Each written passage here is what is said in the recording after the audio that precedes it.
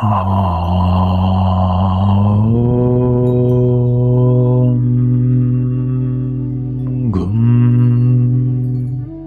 ഗുരുഭ്യോ നമഃ. ഏവർക്കും പ്രണാമം. നമുക്ക് ശ്രീ വാൽമീകി രാമായണത്തിലേക്ക് തന്നെ മടങ്ങാം. മികച്ച സൽക്കാരങ്ങൾ ചെയ്ത ബ്രഹ്മഋഷി, അല്ലയോ പുരുഷോത്തമ, സ്വാഗതം. അങ്ങ് വന്നു ചേർന്നത് ഭാഗ്യം. സദ്ഗുണ സ്വരൂപമാർന്ന അങ്ങ് ഏതു നിലയിലും എനിക്ക് ബഹുമാന്യൻ തന്നെ. സദാസമയവും എൻ്റെ ഹൃദയത്തിൽ വസിക്കുന്ന അങ്ങ് പൂജാർഹനായൊരു അതിഥിയാണ്. അങ്ങ് ശൂദ്രനെ നിഗ്രഹിക്കുവാൻ വന്നിട്ടുള്ളതായി വാനവർ പറഞ്ഞു. ധർമ്മത്തെ വീണ്ടും സ്ഥാപിച്ചതുകൊണ്ട് ദ്വിജകുമാരൻ ജീവിച്ചു, അഥവാ ധർമ്മത്തെ ജീവിപ്പിച്ചു. ഇന്നത്തെ രാത്രി എൻ്റെ അടുത്തങ്ങ് താമസിക്കൂ. നാളെ രാവിലെ പുഷ്പകത്തിൽ കയറി അയോധ്യയിലെ അരമനയിലേക്ക് പോകാം.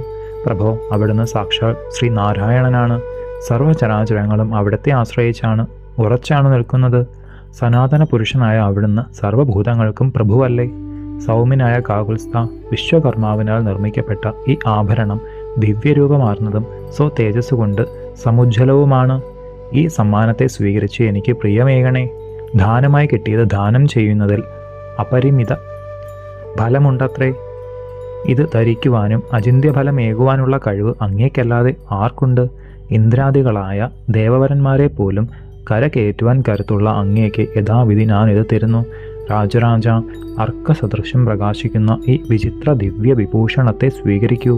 മഹാത്മാവായ അഗസ്ത്യ ബ്രഹ്മഋഷിയോട് മഹാബുദ്ധിമാനും മഹാരഥനുമായ ഇക്ഷ്വാകുനന്ദനൻ ക്ഷത്രിയധർമ്മത്തെ ആലോചിച്ച്, ഭഗവാനെ, ഒരു ബ്രാഹ്മണന് ഈ ദാനം വാങ്ങൽ അനിന്ദ്യമായിട്ടുള്ളത് തന്നെ. എന്നാൽ ഞാനൊരു ക്ഷത്രിയൻ, ബ്രഹ്മഋഷി വര്യനിൽ നിന്ന് എങ്ങനെ വാങ്ങും? വിശേഷിച്ചും ഭഗവാനിൽ നിന്ന് യാഥാർത്ഥ്യം അരുളി ചെയ്യണേ. ശ്രീരാമചന്ദ്രന്റെ ചോദ്യം കേട്ട ആ അചിന്ത്യ തപസ്വി, പ്രഭുവായ രാജരാമ, ബ്രഹ്മഭൂതമായ കൃതയുഗ അവസാനത്തിൽ മനുഷ്യർക്ക് അരചനയില്ലായിരുന്നു. ദേവകൾക്ക് വാസവൻ ഉണ്ടുതാനും. തങ്ങളെ നിയന്ത്രിക്കുവാനൊരു ഭൂപനെ കിട്ടുവാൻ ദേവദേവനായ വിധാതാവിനെ സമീപിച്ച് വാനവർക്ക് അരചനായി ശക്രനെ അവിടുന്ന് നിയമിച്ചു.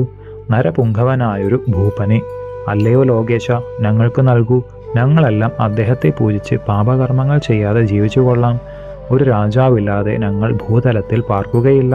ഞങ്ങളുടെ ഉറച്ച നിശ്ചയമാണിത്.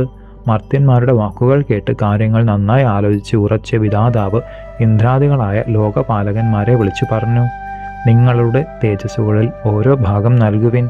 ദിക്പാലകന്മാരെല്ലാം തേജസ്സിൻ്റെ അംശങ്ങളേകി. പെട്ടെന്ന് ബ്രഹ്മാവ് ഒന്ന് തുമ്മി. അതിൽ നിന്ന് ഒരു മനുഷ്യരൂപമുണ്ടായി. ക്ഷുഭൻ എന്ന് നാമധേയമായ അദ്ദേഹത്തിൽ ദേവാംശങ്ങളെ മുഴുവൻ ലയിപ്പിച്ചു.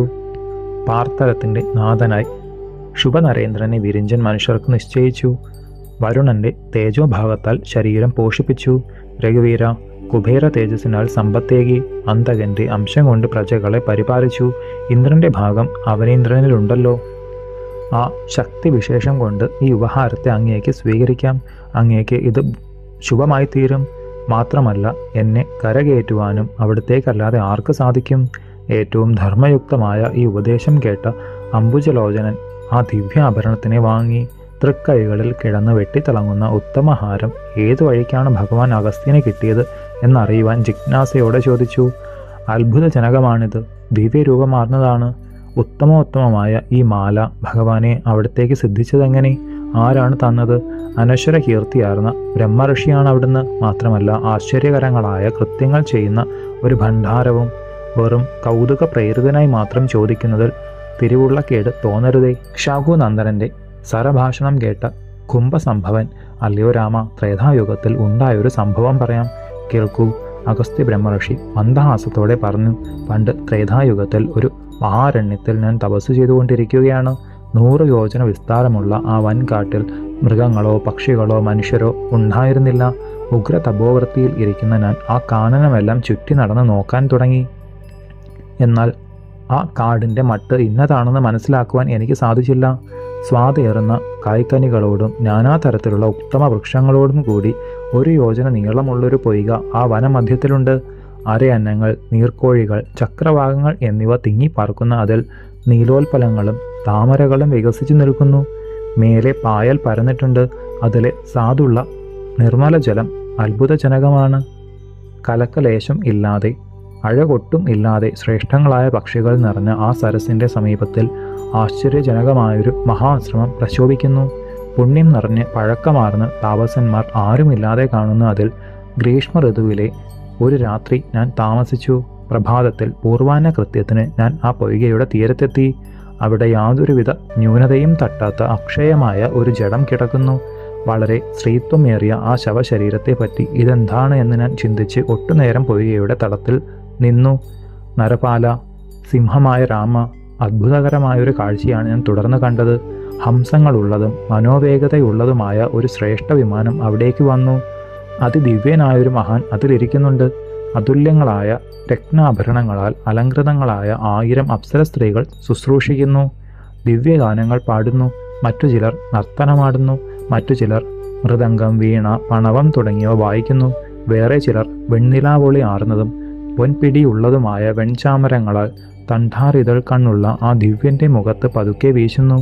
സുമേരു ശൃംഗത്തിൽ നിന്ന് ആദിത്യദേവൻ എന്ന പോലെ കനകസിംഹാസനത്തിൽ നിന്ന് എഴുന്നേറ്റ് ആ മഹാൻ വിമാനം വിട്ട് താഴെ ഇറങ്ങി. അല്ലയോ രഘുവംശനായക, ഞാൻ അങ്ങനെ നോക്കിക്കൊണ്ടിരിക്കെ ആ ദിവ്യൻ ശവമെടുത്തു. വെള്ളത്തിൽ കിടന്ന് ചീർത്ത ആ മാംസത്തെ ഏറ്റവും രുചിയായി തിന്നാൻ ആരംഭിച്ചു. ഇഷ്ടം പോലെ ശവം തിന്നു തീർന്നതിന് ശേഷം കൈ കഴുകുവാൻ പൊയ്കയിലിറങ്ങി. ശരിക്ക് കരങ്ങൾ ശുദ്ധിയാക്കി ആ പള്ളി വിമാനത്തിലേക്ക് ദേവതുല്യനായ അദ്ദേഹം കയറുവാനൊരുങ്ങി. അതുകൊണ്ട് ഞാൻ ഏറ്റവും അടുത്തു ചെന്ന് ചോദിച്ചു, ദേവാഭയോടുകൂടി അങ്ങ് ആരാണ്? നിന്ദ്യാൽ നിന്ദ്യമായതാണ് അങ്ങ് ഭക്ഷിച്ചത്. സൗമ്യനായ അങ്ങ് എന്തിനാണ് ഈ ശവം തിന്നത്? ഇത്തരത്തിലുള്ള സൗഭാഗ്യവും ദേവത്വവും അതിന് വിപരീതമായ രാക്ഷസത്വവും ഏതൊരാൾക്കാണുള്ളത്? ഹേ ദേവതുല്യ, അത്യധികം വിസ്മയമാണ് തോന്നുന്നത്. സത്യമായൊരു വർത്തമാനം അറിയുവാൻ ആഗ്രഹമുണ്ട്. എന്തുതന്നെ ആയാലും ശവഭക്ഷണം അങ്ങേക്ക് യോജിച്ചതാണെന്ന് തോന്നുന്നില്ല. കൗതുകത്തോടു കൂടിയ എൻ്റെ ചോദ്യങ്ങൾ ആ അംബരചരൻ കേട്ടു. രാജീവനേത്രനായ രാമ, ആ ദിവ്യൻ മറുപടി പറയുവാൻ ഒരുങ്ങി. ശേഷം ചരിതം നമുക്ക് അടുത്ത ഭാഗത്തിലൂടെ കാണാം. ഗുരുപാദങ്ങളിൽ സാഷ്ടാംഗ പ്രണാമത്തോടെ നമസ്കാരം.